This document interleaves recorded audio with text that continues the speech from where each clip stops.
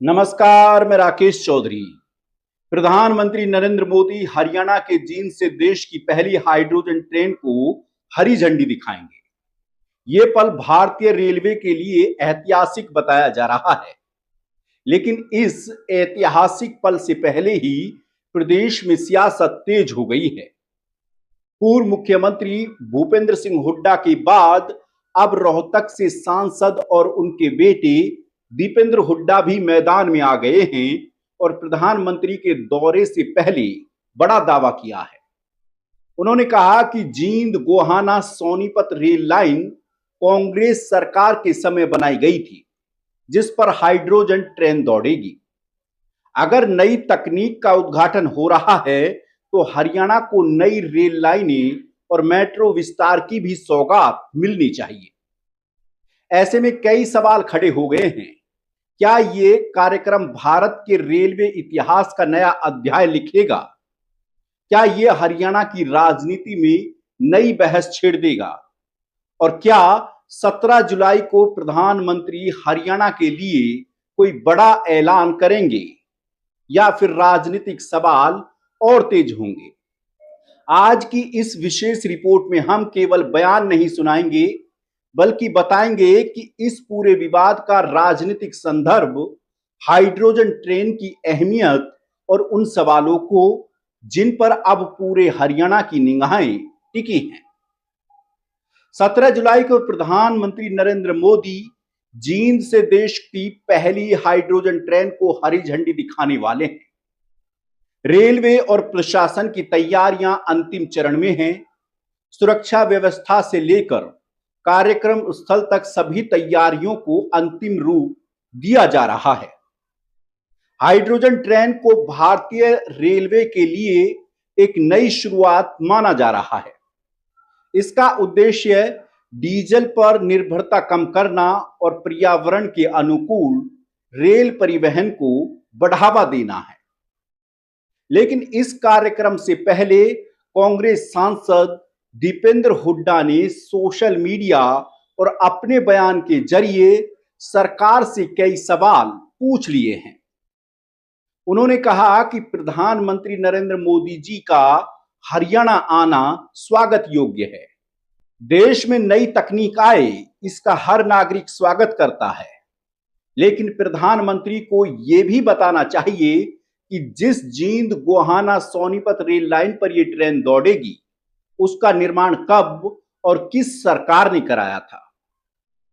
दीपेंद्र हुड्डा के मुताबिक यह रेल लाइन साल 2011 से 2014 के बीच तत्कालीन कांग्रेस सरकार के दौरान बिछाई गई थी।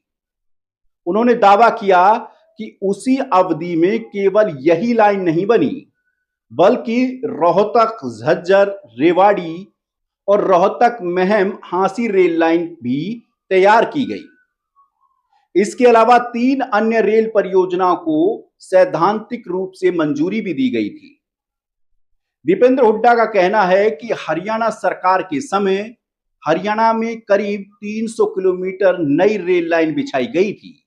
यही नहीं, उन्होंने मेट्रो परियोजनाओं का भी जिक्र किया।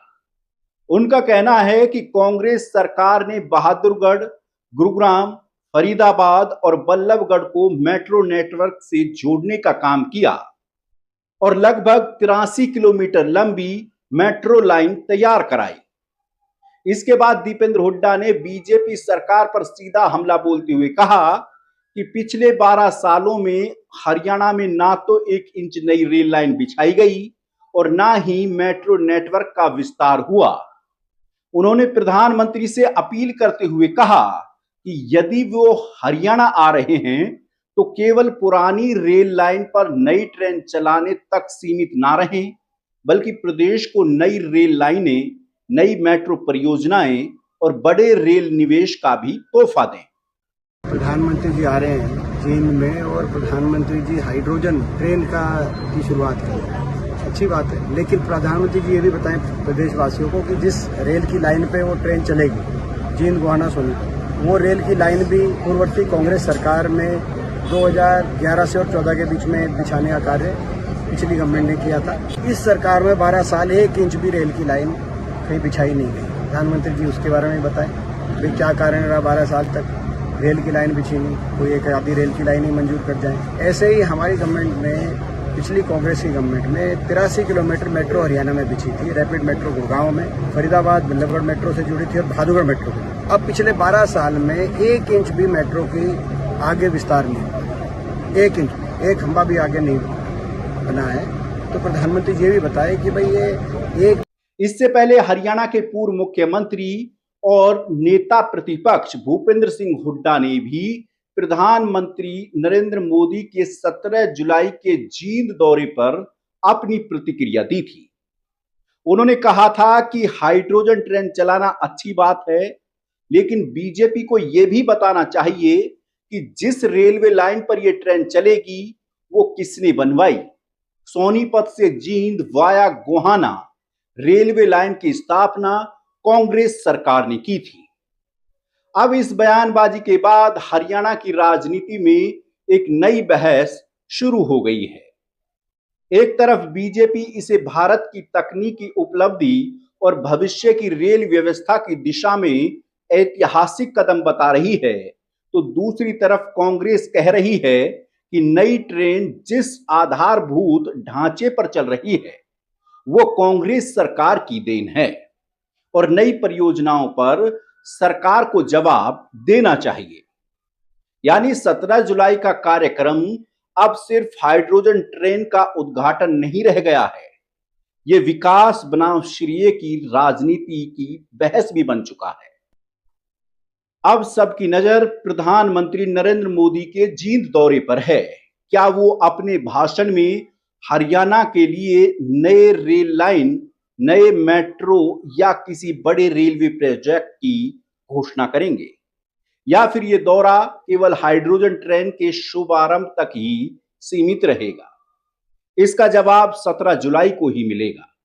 लेकिन हाइड्रोजन ट्रेन के साथ साथ हरियाणा की राजनीति भी अब पूरी रफ्तार से दौड़ रही है। फिलहाल इतना तय है कि जींद से शुरू होने वाली यह हाइड्रोजन ट्रेन तकनीक और पर्यावरण के लिहाज से महत्वपूर्ण पहल मानी जा रही है। साथ ही इसे लेकर श्रेय और विकास पर राजनीति भी तेज हो गई है। अब यह देखना दिलचस्प होगा कि 17 जुलाई को प्रधानमंत्री के संबोधन में हरियाणा के लिए कौन कौन सी घोषणाएं होती हैं और ये कार्यक्रम आने वाले दिनों में राजनीति को किस दिशा में प्रभावित करता है।